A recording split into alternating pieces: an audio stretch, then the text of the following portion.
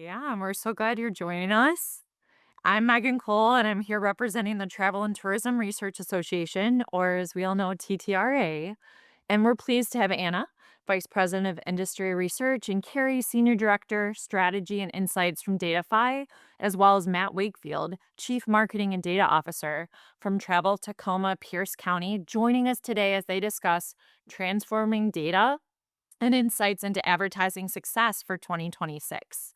We hope you all enjoy today's webinar. If you have any questions, please feel free to drop them in the chat throughout the presentation. We are excited to learn from you, Anna, Carrie, and Matt. Now, hats off, pun intended, Anna, to you. Thank you so much for joining us today. We have a really great webinar planned for you that we really hope that when you sit there and after it, you have really actionable thoughts and ideas and strategies to like go through 2025 strong and really launch 2026 in a way that you'll be able to able to navigate all the things that are happening to us. So the first section that we're going to talk about is again the realities of the travel and economic landscape in the United States. Then our dear friend Matt Wakefield is going to pop in and he's going to tell us about what's working in Tacoma. And then Carrie and Matt are going to tag team the next two sections of the presentation. And that's about the framework for what lies ahead and how all of us can make the most out of 2026 in the destination space.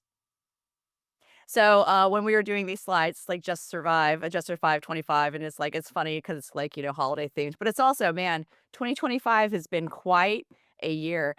There's a lot that's happened in 2025, and a lot of us has been successful, but there's also been a lot of stressful things that have gone on in the world around us, and we're just trying to acknowledge that. I think top on everyone's mind is going to be the recently released U.S. Travel Association forecast. So the first part of that was released was in the adjustment for 2025, and now it has been adjusted where it's a more modest overall growth for the year, with the total travel spending is only going to be up 1.1%, and it's going to be to 1.35 trillion in inflation adjusted dollars. Domestic leisure travel is always the generator for that number, and it's going to be up 1.9% to 895 billion. The final part of the adjustment for the 2025 forecast from U.S. travel is that international inbound travel, the decline they anticipate now is going to be 6.3% to 67.9 million. There might be another revision on this. It might we're kind of still like, especially without the government data coming out on a regular basis with the shutdown. It will have to wait and see, but it is a year we do wish it was a stronger year on there. For 2026, the estimate is now that is we're going to be in recovery with international visitation. They do predict that inbound visitation is going to be up to 70.4 million.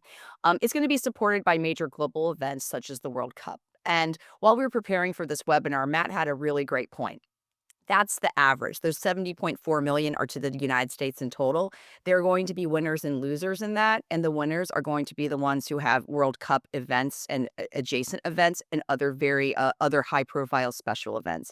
2026 for international visitation is going to be the more event you have, the better you're going to have to be attracting those international visitors. And if you don't have those events, it's going to be a more challenging year for you. So when you think about a national average, realize there's a lots of differences in between it within destinations within that on there. Go ahead next. Okay. The K-shaped economy. So this one is something that I've really spent a lot of time thinking about. And I'm sure of those of us who lived through and survived COVID in the mid 2020s, there was an economist named Peter Atwater, and he talked about something called the K-shaped recovery. And the K-shaped recovery, it's the way that different segments of the population were on different levels of the recovery at different times, right? So in 2025, we're clearly not in a recovery. It's debatable whether or not we're going on a recession. So the data is clear. However, we're about to talk about it is a K shape. So wealthier, more affluent travelers are going to be behaving in one way, and middle and lower income class travelers are behaving in another one. And that's your K shape on there, right? And as more time goes by, there's more difference in the spending behaviors between those two groups. And so I'm just going to kind of follow the Citigroup CEO Jane Fraser and other economists now who are talking about this current environment being the K-shaped economy. And so in that, again, too, as is on this slide, wealthier Americans, they are engaging with their purchasing power in a lot of similar ways as they were before. And unfortunately, lower income Americans are starting to pull back. And it's pretty evidenced here when we're talking about hotels and airlines. So when we look at hotels, we all saw the STR report that came out for the month of August covering the whole United States. And it's September is the seventh consecutive month of year-over-year declines for the hotel market.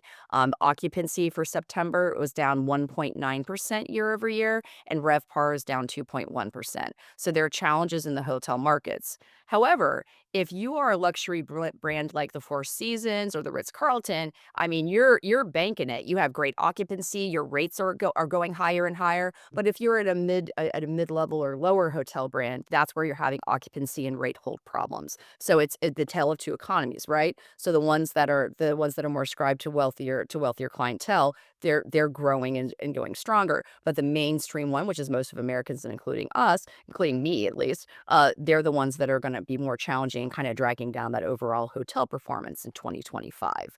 And for airlines is a similar kind of thing. TSA screenings is one of the few things the government is actually releasing still on a day to day. So it just actually counts the screening, how many people. It doesn't say what the nationality is, it doesn't say where you're going, it doesn't say how long those trips are, but it's just the volume of people who are going onto flights in the United States of America. In September of 2025, it was 72 million, and that's about a half of a percentage point up from year over year. However, October 1st through 27th, yesterday, that's right now at 70 million, and that's up 4% year over year. So we still are seeing volumes of people who are kind of flying. So that's interesting.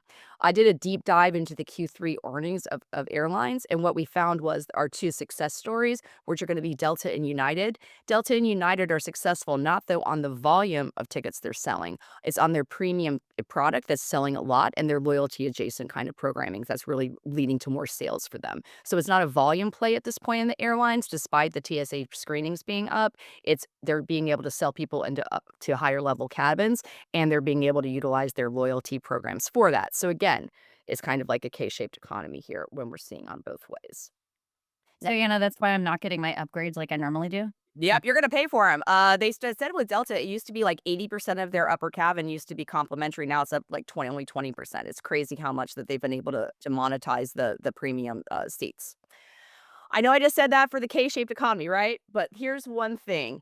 In the immortal words of Cinderella, you don't know what you got till it's gone. And what thing COVID taught a lot of people very recently in 2020, when travel got taken away from them, they did not like it. Because of those experiences, travel is seen as a necessity. It's a necessity in the space, and it's something that no matter where your price point is, the majority of Americans are saying travel is a necessity. I'm going to find a way to do it. So how does that work? If I was going to Europe before, maybe I'm going to do a cross country flight and stay in the United States. If I was doing a cross country flight in the United States and I have a little less money, I'm going to go and fly regionally. If I was flying regionally before and I have less discretionary money, I'm doing a road trip. And if I was doing a road trip with multiple stays, I'm going to cut the stays. And if the only thing I can afford is a day trip, I'm going to get in my car and do a day trip, because it is an essential thing that, and again, the data we're about to talk about from some of our favorite research vendors is that partners is that people have the will to travel, and they're going to use the discretionary income available to them to continue traveling.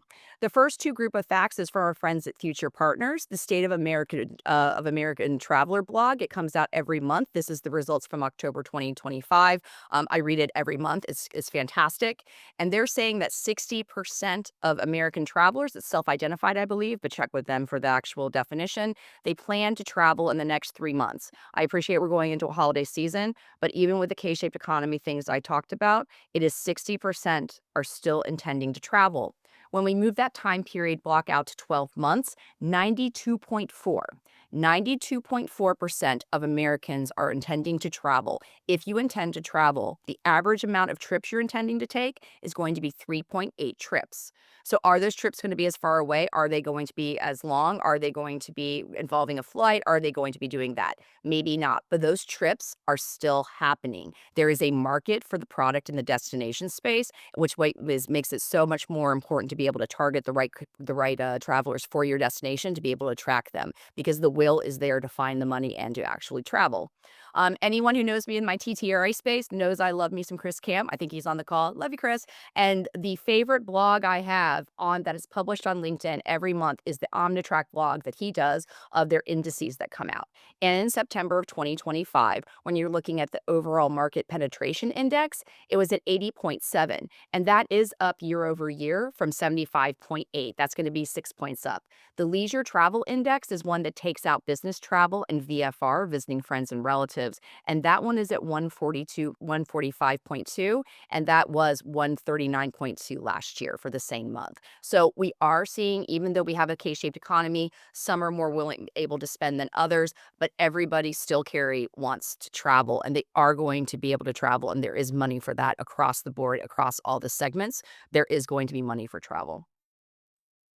So, Datafy actually did a survey of our, thanks, Chris. Datafy did a survey of of the destination leaders among our clients, and we're asking, hey, how are you navigating 2025? If you use this QR code, you'll be able to go directly to the landing place that has the highlights of the survey, but I have a couple here to be able to share with you just because it's interesting, right?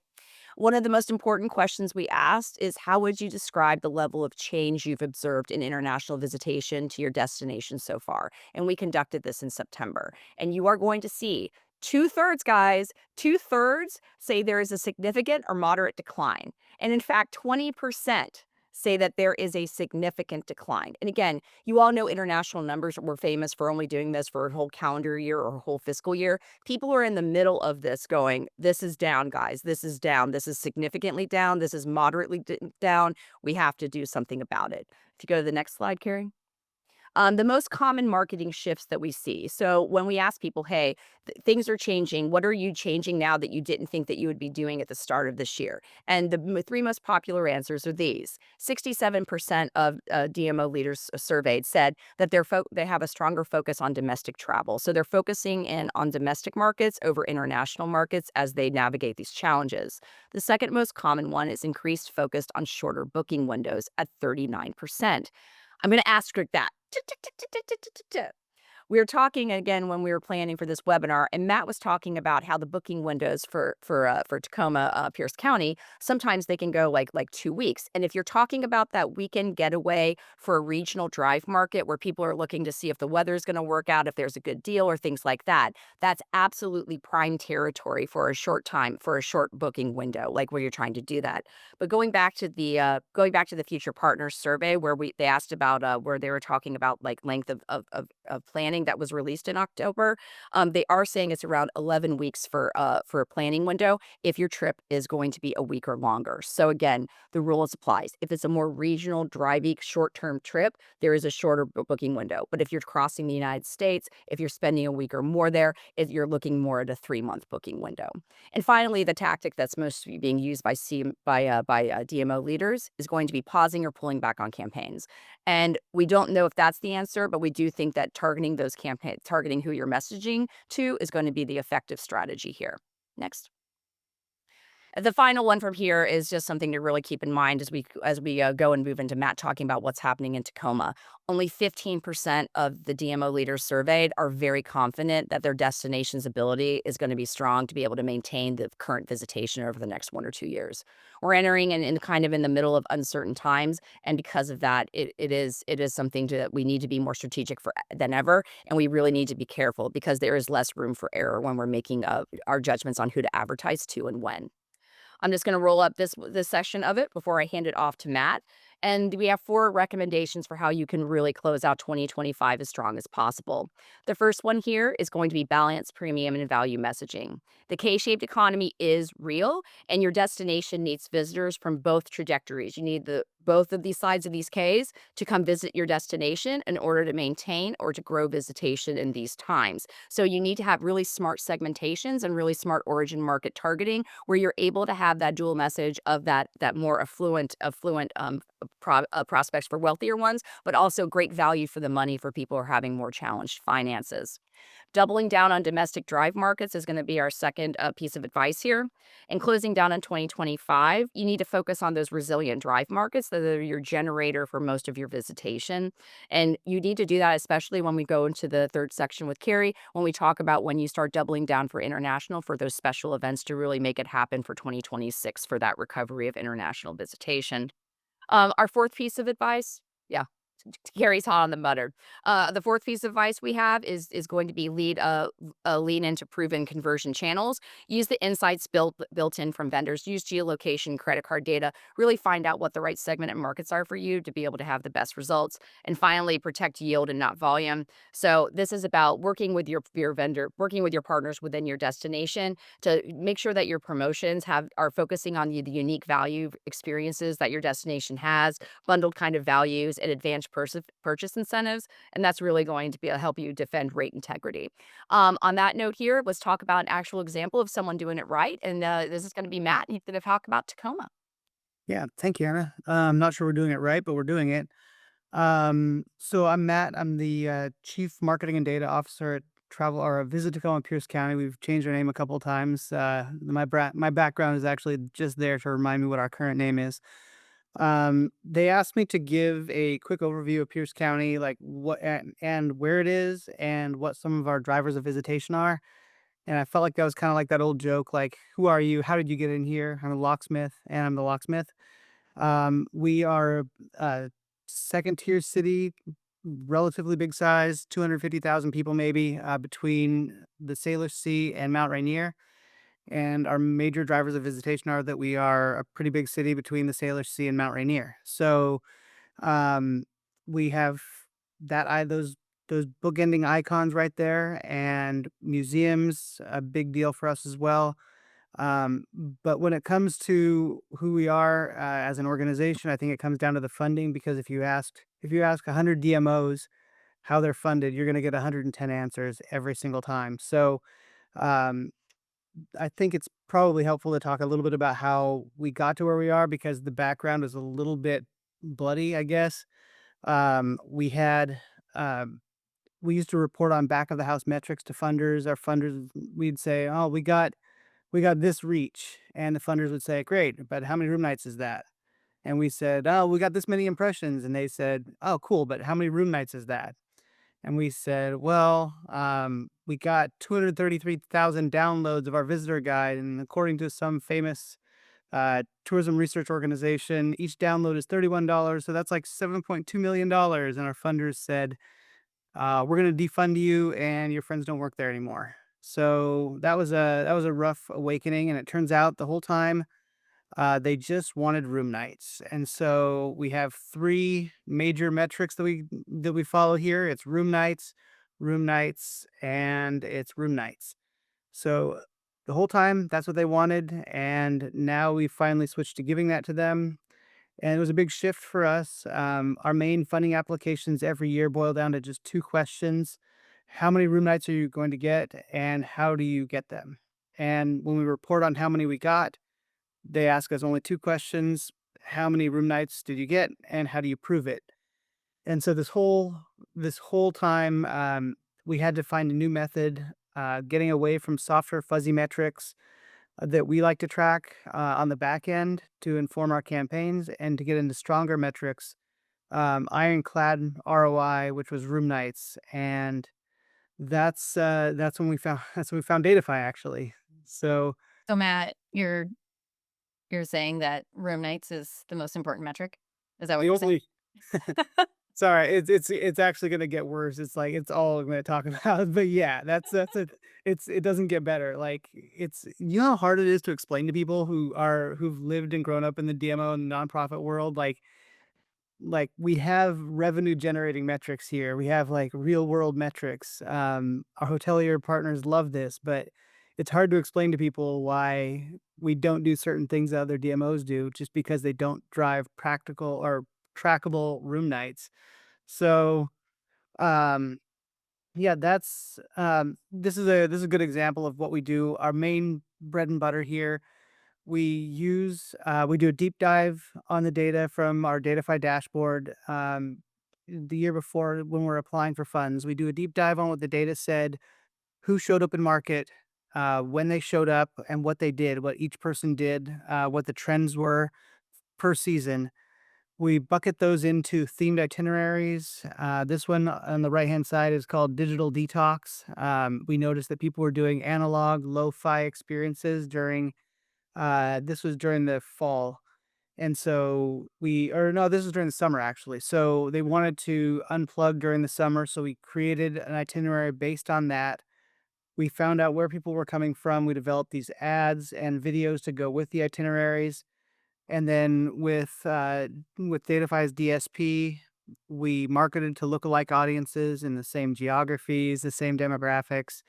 And most important part to us was then we turned on the tracking so that we can find out when someone was ad aware and they came back into the market. We got the overnight attribution. We could tell how long they stayed. There's a lot of different levers on this that are involved in it, but that's the complete oversimplification of it. And our funders, like, metaphorically stood up and clapped. I guess the actual version of that is them giving us more money to do this. So, as other people were being defunded because they couldn't prove room nights, that insulated us against the defunding, is that we were the one who could do that. We knew how to do that, and where everyone else was still giving soft metrics.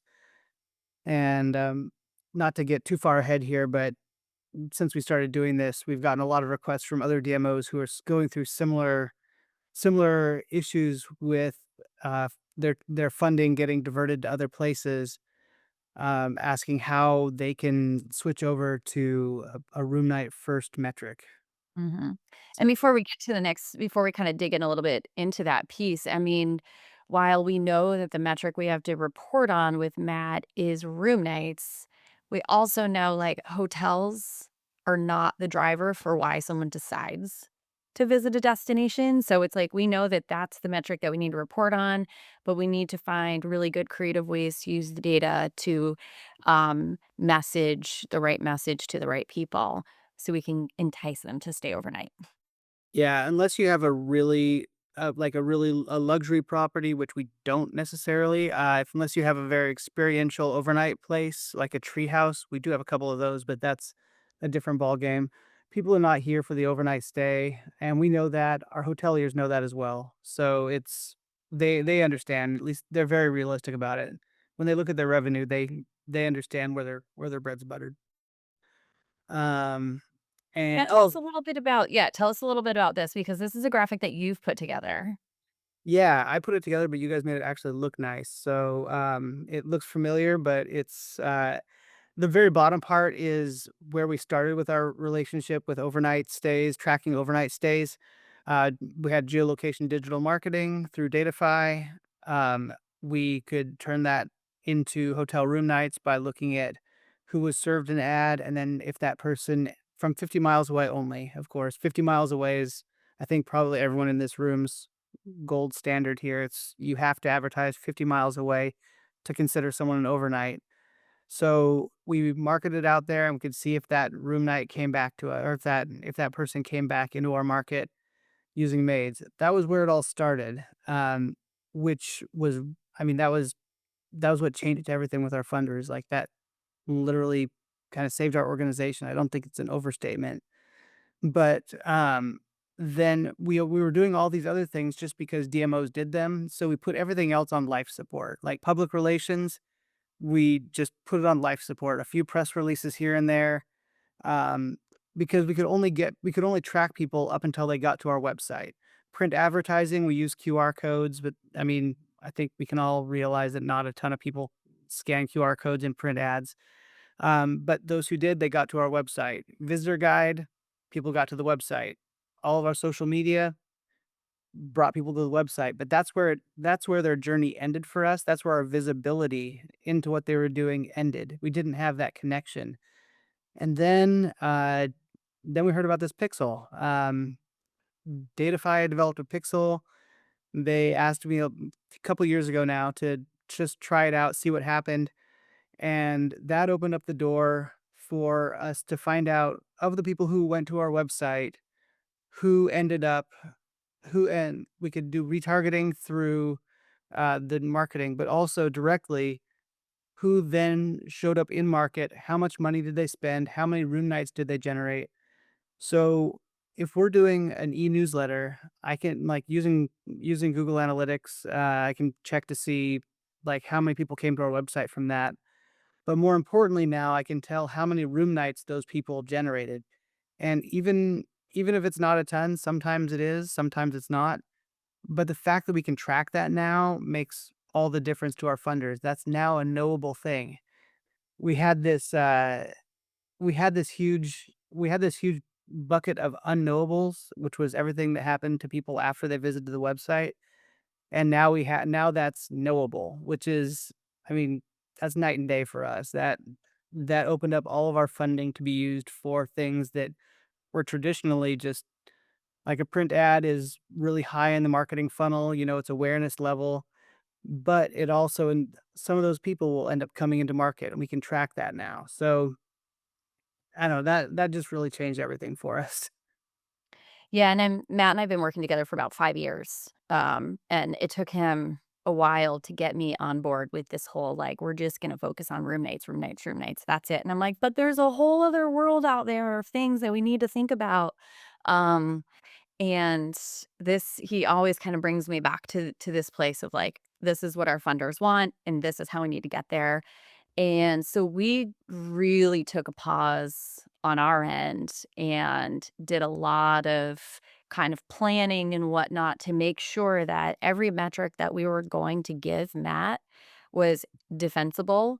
And he's got 7 funding applications. We've got 7 different budgets that we're working with, and we need to make sure that we're not duplicating efforts and over inflating the reporting of numbers. And so we do a lot on the back end technically to just make sure that we're hitting those people appropriately. And Matt knows that when he grabs those numbers, that he can confidently go into the boardroom and report on those. So that's huge. And being ahead of the curve with our website pixel, giving that information to Matt has really unlocked a whole nother level of tracking. For those of you out there who are considering going into room night forward metrics, I don't even know what to call it, like room night only metrics.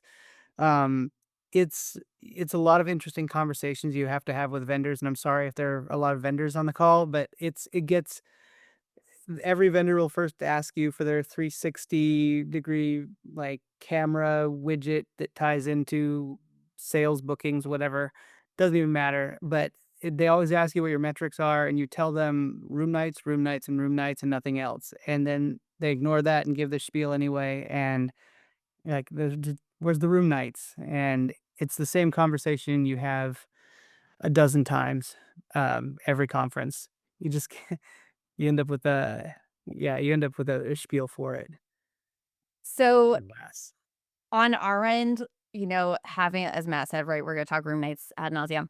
But as we kind of got on board with all of this, um, we also were always thinking about just, you know, what about all of your other visitors that come in, right? We see a lot of data of like day trippers and there's a whole other like level of people that are impacting your businesses and your economy.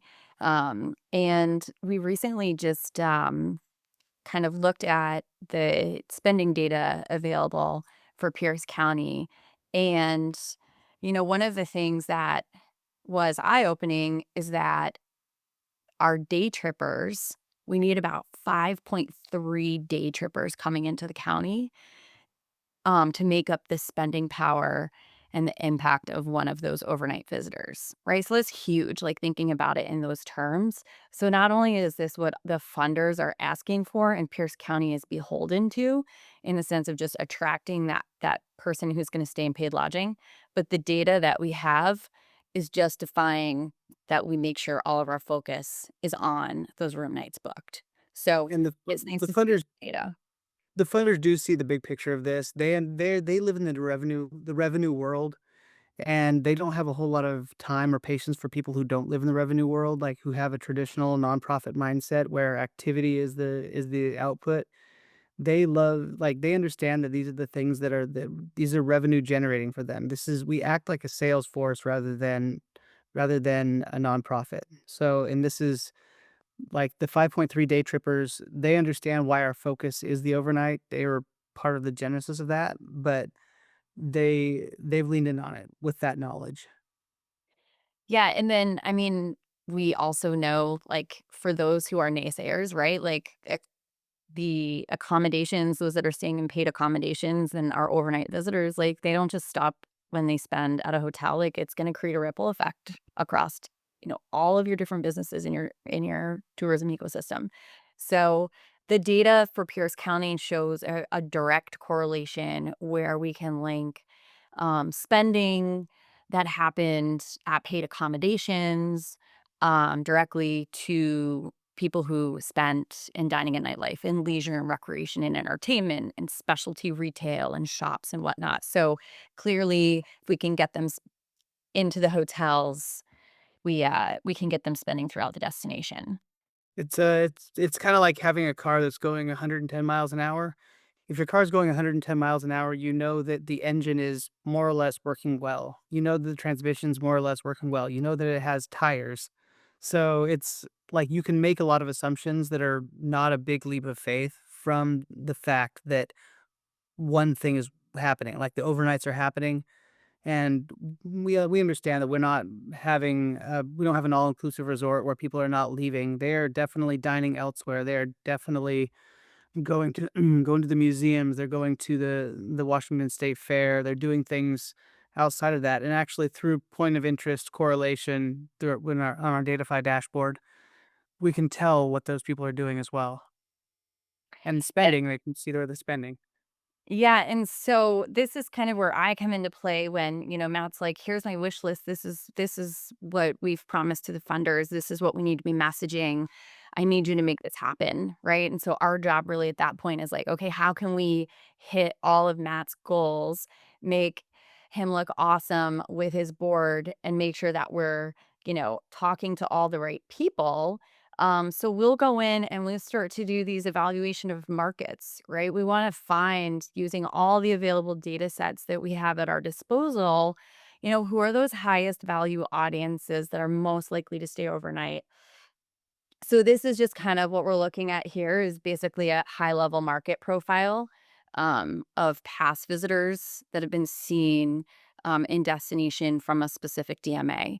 And what we can see here is kind of what that historical spend, this historic, geolocation travel looks like into Pierce County, where we tend to see them, what they spend their money on, what their average spend is, what percentage of those who are coming in from this market are overnight visitors. And that really, when we start to look at that across all of these different, potential markets, um, many times I'm evaluating 20, 25, sometimes 30 different markets to figure out which ones are viable, which ones are our most viable, and which ones are really good opportunity markets.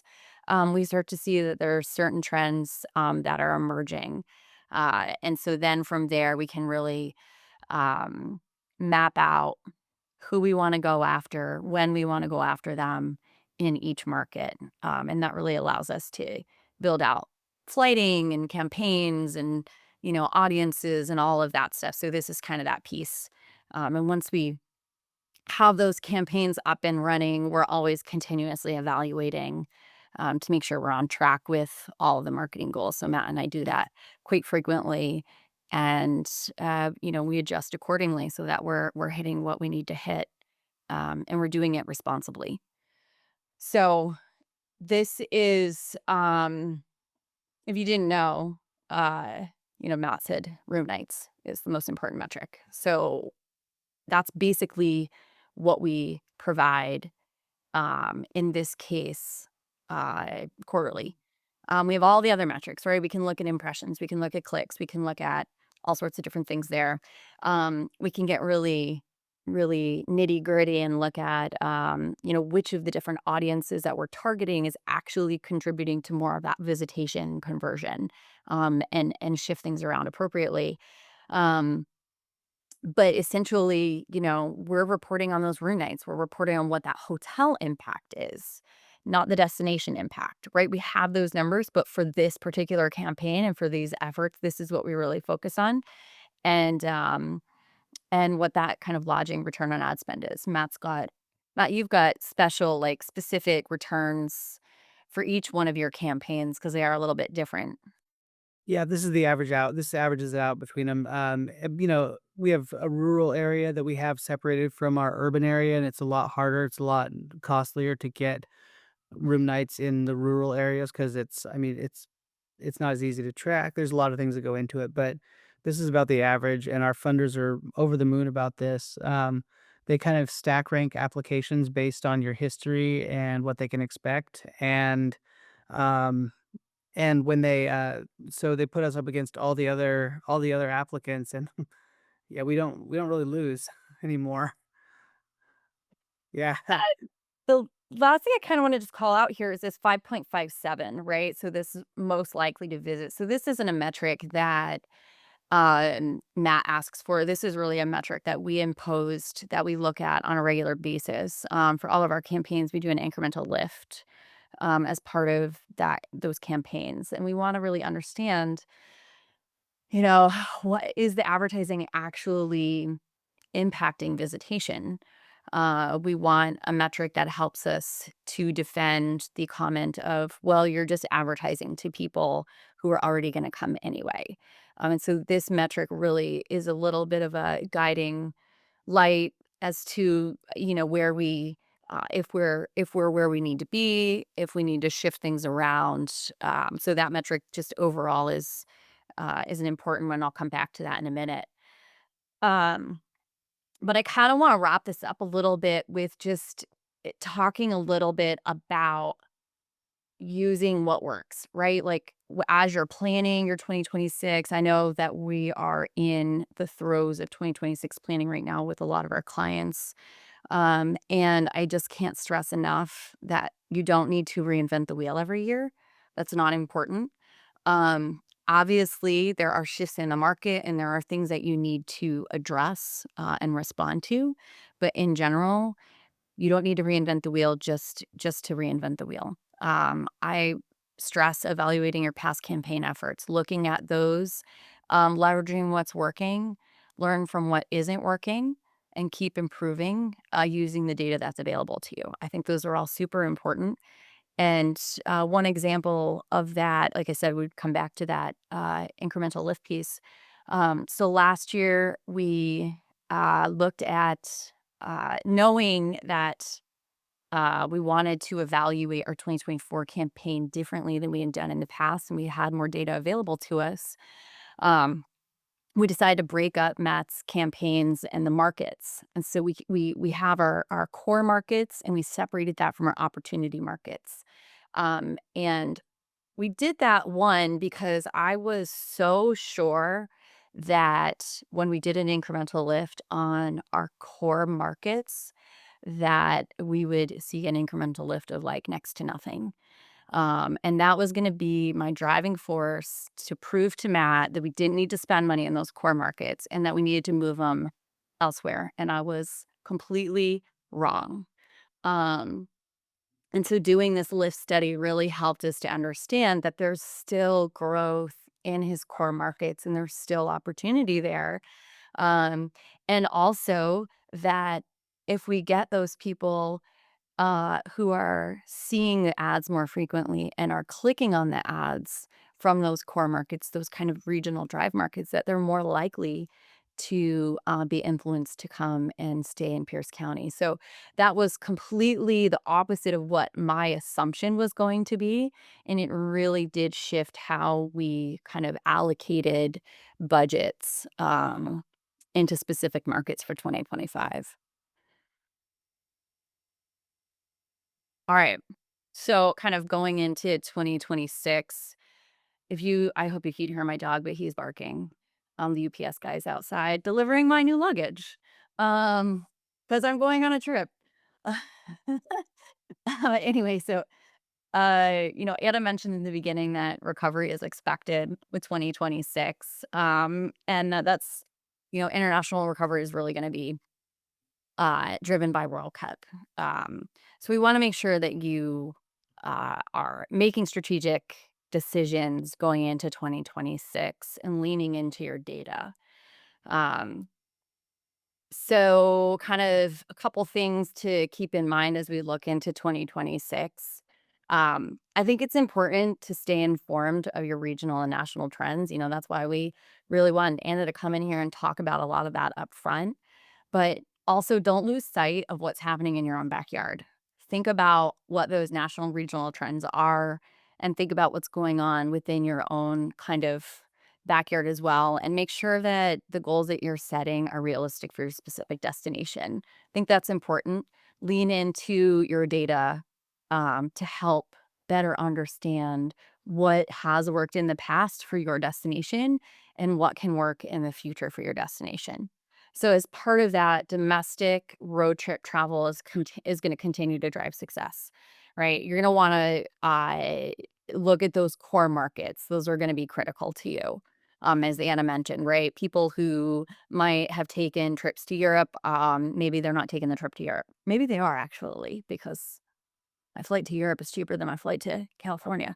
Um, but we are going to start to see some of those things scale back, and at the end of the day, everyone can get into a car and everyone can get away from their house, whether that's 10 miles down the road and you stay overnight, or it's 100, 200 miles down the road and you stay overnight. So those core markets are going to be critical. That's what's going to kind of keep your um, visitation up. There's also opportunities here with Route 66 and America's 250th. Those are kind of both big celebrations in 2026. I think everyone knows that. Um, we're going to see, at least on the America's 250th, a lot of that is going to be that, larger regional road trip travel. And then second, unless you've been living under a rock, you know that World Cup is coming to 11 US cities here next summer. So if you're near a host city, or you're, hours away, there's definitely an opportunity to capture both domestic and international visitors. Whether that's looking, if you're close by, you're like Matt is close by. We have a very different strategy of what we're doing with him. We have other destinations we work with who are kind of in between two host cities. And so they have the opportunity to kind of look at pre and post game itineraries and kind of be part of that road trip between cities. There's also a whole discussion about, if you don't live near a host city, attracting people from those cities who want to get away from the hustle and bustle. So there's opportunities there, even if you're not part of that core World Cup thought process. There are going to be people who are nervous about the amount of traffic and the amount of people coming in, and they just want to get away. So you can be the place that they get away to. And just a little shameless self-promotion, because that's what I'm known for. Um, Datafy was first to the market last spring talking about how to reach World Cup fans. Cheers, call out, shout out to Lauren Rogers, who really pushed it for us. And we went ahead and we built all these custom audiences of soccer fans so our clients can easily reach them. So if you have any questions about that, you want to learn more, definitely reach out to me. We can talk about it. Um, Anna talked a little bit about this up front as well. Smart segmentation is going to be essential for 2026. It's important to make every marketing dollar that you spend work as hard as possible. So utilize your data partners, utilize all the data you have available to you, your past successes, to really hone in and make those dollars work hard. And lastly, be flexible, right? Things are changing all the time. Work with partners who can be flexible with you as well. Uh, we've got 2026 is a long year. So, yeah, be flexible there. Anything else to add, you guys?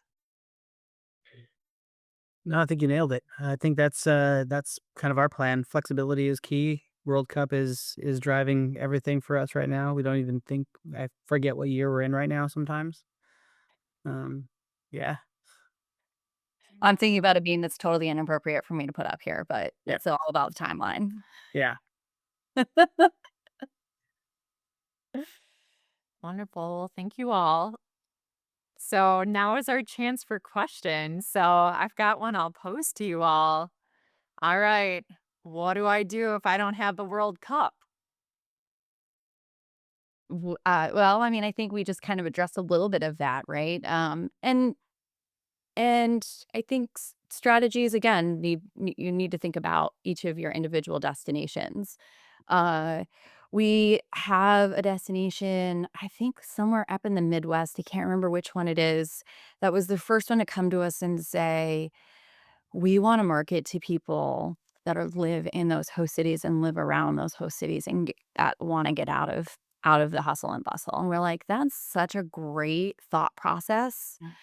So if you want to focus on World Cup and you're not near a World Cup destination, that is an opportunity. But World Cup is during summer, right? There's so many different things that we could be looking at if you are not anywhere near a World Cup destination or host city, and kind of be shifting to summer market. Yeah. And it's also an opportunity to market yourself in their World Cup cities. If they're like you look at the demographics and you think that the origin markets that are focusing with where those games are, where you know those people are coming from, I think that it's a really good thing where you could put up your marketing there and be like, hey, on your next US trip, think about us. You didn't have a chance to do that. So, like, why don't you do it? And again, it's not just international visitors that are going to go to the World Cup, it's domestic visitors too. So, like, I think that the stronger you play, like, overall, if you have World Cup or not, how you play your domestic drive markets is really gonna be the primary thing with whether or not your whole year is successful or not. Because even though we're gonna have a hot summer with World Cup, you have heads and beds every night of the year, and to focus on that overall visitation as well in your primary feeder markets. Yeah, and I think we covered a lot of World Cup because like it's top of mind for me because we have Seattle right next door to us, and top of mind to Datafy because they're working with a lot of clients who do have that. But that's the minority. Tourism is still happening. It's still there's always an opportunity to use better data-driven marketing solutions that are just going to move you up in the pile of other DMOs who are doing the marketing as well. So like we I don't want to say we oversold the value of World Cup, but I mean we talked about it mainly because it's something that's so front of mind right now. But tourism is still happening all across the country, and the block and tackle that you've been doing doesn't change. That calculus still applies. And I mean, Matt, even for you, like we're not shifting. I, I I mean, we're shifting a little bit, but we still have our bread and butter leisure travel campaign Completely. that we're working on. Everything else is supplementary. We still have our full marketing program that has nothing to do with World Cup. If there's any overlap at all, it's just because we dial it back a little bit during World Cup, so we're not cannibalizing or drowning out our own message. Mhm. But I think there are going to be a lot of destinations that are doing a lot of talking about World Cup, and not everybody's interested in that. So you could even have a better opportunity to increase your volume during those times with non-soccer related messaging because again, it is the minority of people who are traveling at that period of time, even though it is a major event.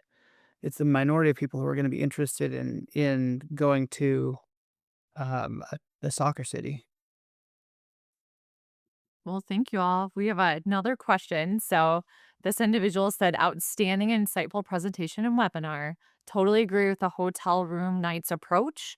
How do short term rental room nights fit in? If a pixeled traveler, excuse me, ends up at an short term rental in Tacoma, is that considered hotel leakage? Perhaps a future hotel room night visitor? Aloha and aloha. So, a couple questions mixed in there. I can throw it in the chat if that's a little easier too for Uh, everybody. I think we got it. I don't want to you want to give away answer? Or do you too want me much of the to? secret sauce though, because we do have levers that we pull to make sure that people who are arriving in a short-term rental heavy area are counted because they do pay towards our lodging tax here, and so therefore they're valid. We promote them heavily. Um, don't want to get into too much of the secret sauce, but it becomes more of a geofenced area where there's a high concentration of short-term rentals, and we change some other things in the way that we measure attribution to make sure we're not accidentally capturing anything that anyone that that shouldn't be captured as an overnight visitor there. Mhm. Carrie, did I overstep on that one, or did I understep Nope, on I that think you one, or answered did that I perfectly. step? Yep. Okay.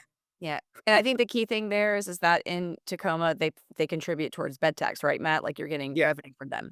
And what if they didn't, though, Matt?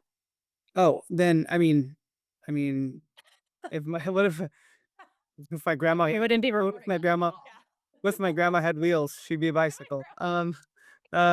Like, yeah, we probably wouldn't promote them if they weren't contributing. In our TPA area, they don't contribute to TPA, so that creates a little bit of that's tourism promotion area. It's a separate fee. It's a dollar-based fee, not a percentage-based tax. So that's a bit of a different thing. Hoteliers get a little bit antsy there when we promote short-term rentals there, but I think they understand that people who see this area will become a target for future ads to come back again. So um, I've avoided that question. Well, You did a really good job avoiding it. awesome, thanks.